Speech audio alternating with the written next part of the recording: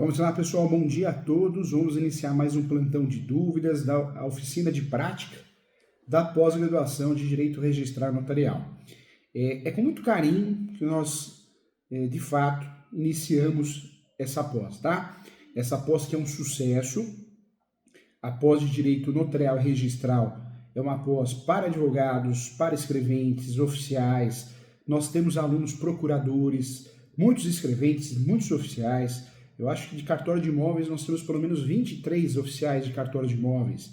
Escreventes são mais de 60.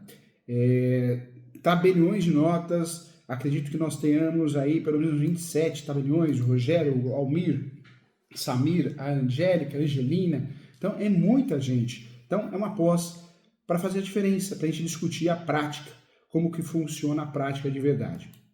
Hoje eu quero falar com você a respeito dos contratos imobiliários, né? Esses contratos que merecem uma atenção especial. Ah, professor Júlio, mas tabelião de notas não faz contrato imobiliário? Faz escritura pública.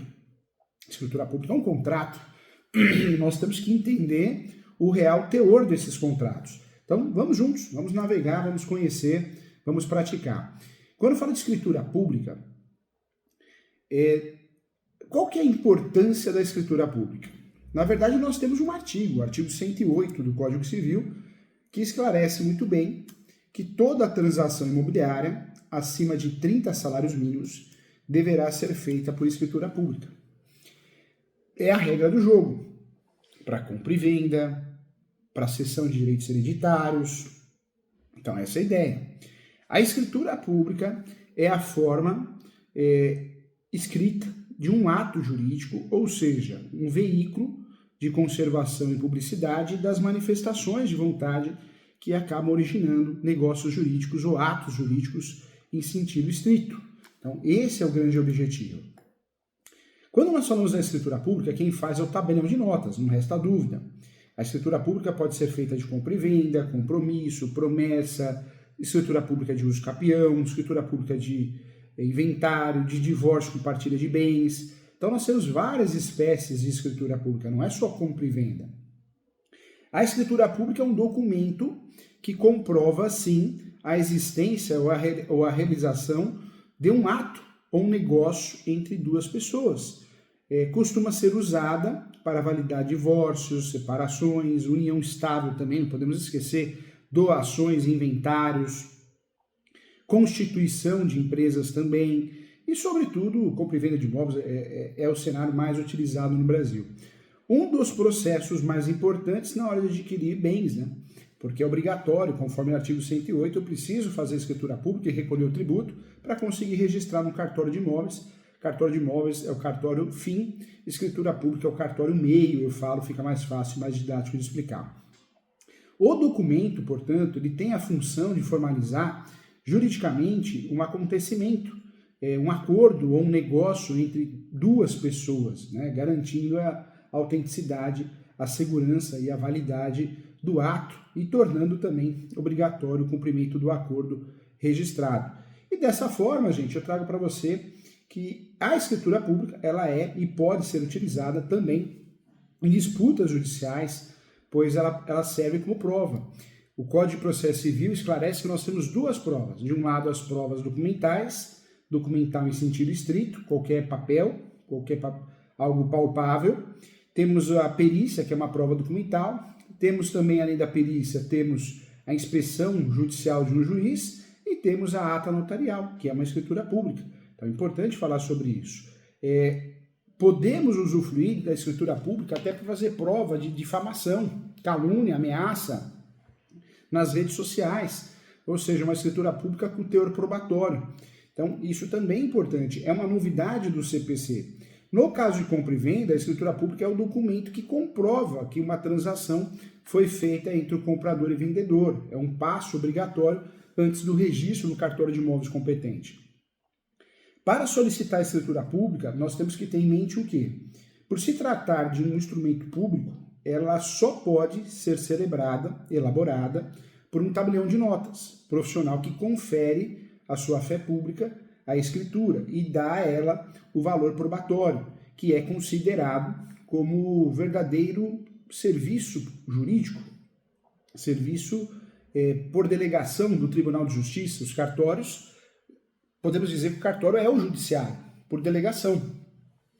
Então nós temos, dentro desse cenário de escritura pública, ela pode ser solicitada em diversas finalidades. Compra e venda, eu já falei, e outros bens materiais, procurações em geral, dando autorização para uma pessoa agir em nome de outra, união estável, inclusive escolhendo o pacto, ou seja, o regime, como se fosse o regime de casamento, escritura pública de divórcio e separação, pacto antinupcial, sobrepartilha, quando eu faço o inventário e esqueço de algum bem, reconhecimento de paternidade pode ser feita por escritura pública também, confissão de dívida cada vez mais sendo utilizada, escritura pública de inventário e partilha de bens, de forma a documentar a distribuição de bens após o falecimento de alguém, doações, convenções de condomínio, associações, etc. Então, tudo isso, né?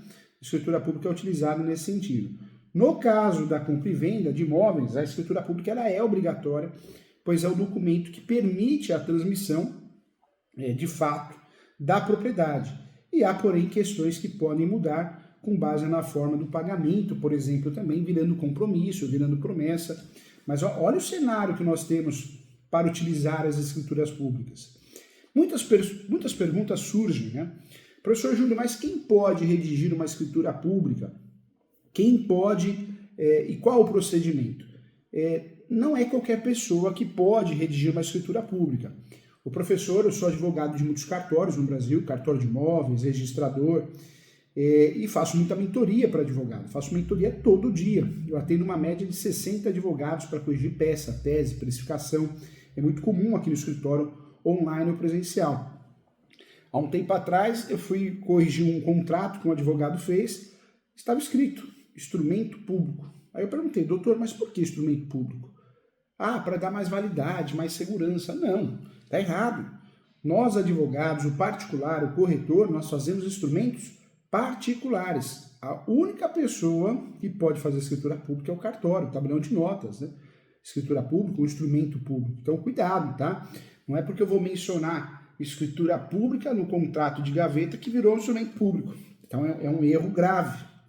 Cuidado com isso. Não é qualquer pessoa que pode redigir uma escritura pública. Apesar, né, um tabelião de notas, ele tem a incumbência, pois é quem, né, de fato, possui fé pública para tal, para fazer escritura pública. Também não é qualquer cartório que prepara o documento, hein? O tabelião fica no tabelionato de notas, que é o espaço exclusivo para esse serviço. Então, também um ponto importante. Para que ele possa lavrar a escritura pública, gente, é preciso sim que duas partes envolvidas no negócio apresentem no tabelionato de notas com alguns documentos que vão depender do tipo de ato ou negócio jurídico a ser realizado. Na compra e venda, eu vou usar como exemplo a compra e venda.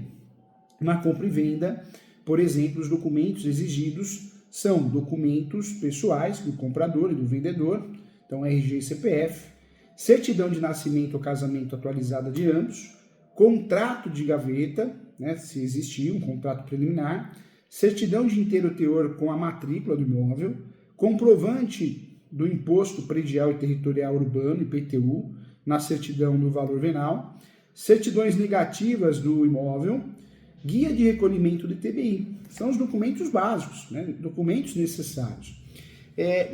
Muitas dúvidas surgem, né? Professor Júlio, qual que é a diferença entre escritura pública, de imóvel, registro e averbação?